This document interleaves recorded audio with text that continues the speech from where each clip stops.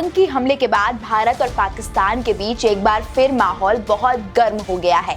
दोनों देश परमाणु हथियार रखते हैं, इसलिए हालात और भी नाजुक हो जाते हैं। ऐसा लग रहा है कि अगर हालात नहीं संभले तो जंग कभी भी छिड़ सकती है। अब सवाल उठता है कि अगर भारत पाकिस्तान के बीच वाकई जंग होती है तो हमारे पड़ोसी देश क्या करेंगे? कौन भारत के साथ खड़ा होगा, कौन पाकिस्तान के साथ जाएगा और कौन तटस्थ यानी न्यूट्रल बना रहेगा?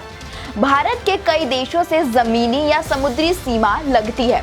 पाकिस्तान, चीन, नेपाल, भूटान, बांग्लादेश, म्यांमार, श्रीलंका, मालदीव और अफगानिस्तान पीओके के रास्ते। चलिए एक एक करके समझते हैं कि इन देशों का क्या रुख हो सकता है अगर युद्ध हुआ तो।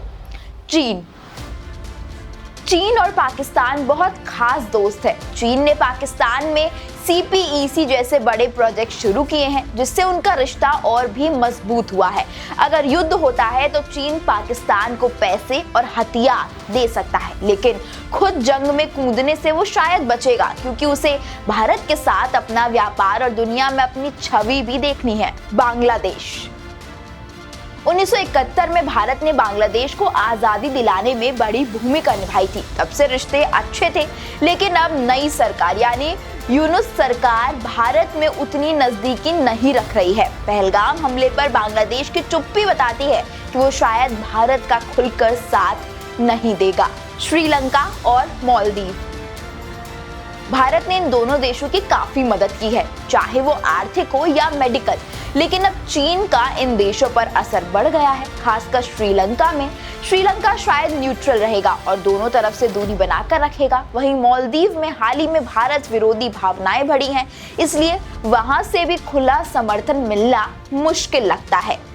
नेपाल और भूटान, नेपाल और भारत के बीच सांस्कृतिक और धार्मिक रिश्ते गहरे हैं, लेकिन पिछले कुछ सालों में चीन ने नेपाल में काफी पकड़ बनाई है, इसलिए नेपाल शायद न्यूट्रल रहना चाहेगा। भूटान भारत का सबसे भरोसेमंद दोस्त है, वो हर हाल में भारत का समर्थन करेगा, क्योंकि उसकी सुरक्षा और विदेश नीति भारत पर ही निर्भर है।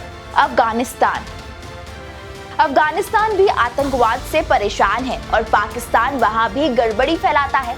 भारत ने अफगानिस्तान की काफी मदद की है, स्कूल, अस्पताल, सड़कें बनाकर, इसलिए वो भारत का साथ देगा, चाहे सीधे ना भी बोले। तो कुल मिलाकर भारत के कुछ पड़ोसी देश उसके साथ होंगे, जैसे भूटान और अफगानिस्तान। कुछ देश तटस्थ यानी न्यूट्रल रहेंगे, जैसे नेपाल, श्रीलंका और शायद बांग्लादेश भी। चीन पाकिस्तान के साथ रहेगा, लेकिन खुद लड़ाई में नहीं कूदेगा। मालदीव की तरफ से भी भारत को इस बार समर्थन की बिल्कुल ही कम उम्मीद है। पर असली बात यह है कि भारत अकेला नहीं है, उसके पास मजबूत सेना है, अच्छे अंतर्राष्ट्रीय रिश्ते हैं जैसे क्वाड, और सबसे बड़ी बात आत्मबल और हिम्मत है। और वैसे भी जब भारत की सरहद पर खतरा मंडराता है तो उसके जवाब में सिर्फ बंदूकें नहीं गरजता है एकजुट भारत, जिसकी ताकत उसके इरादों में होती है, क्योंकि भारत सिर्फ लड़ता नहीं, भारत जीतना जानता है। इस वीडियो में बस इतना ही। आपको ये जानकारी कैसी लगी? अपनी राय हमें कमेंट करके जरूर बताएं और देखते रहें देश के नेता।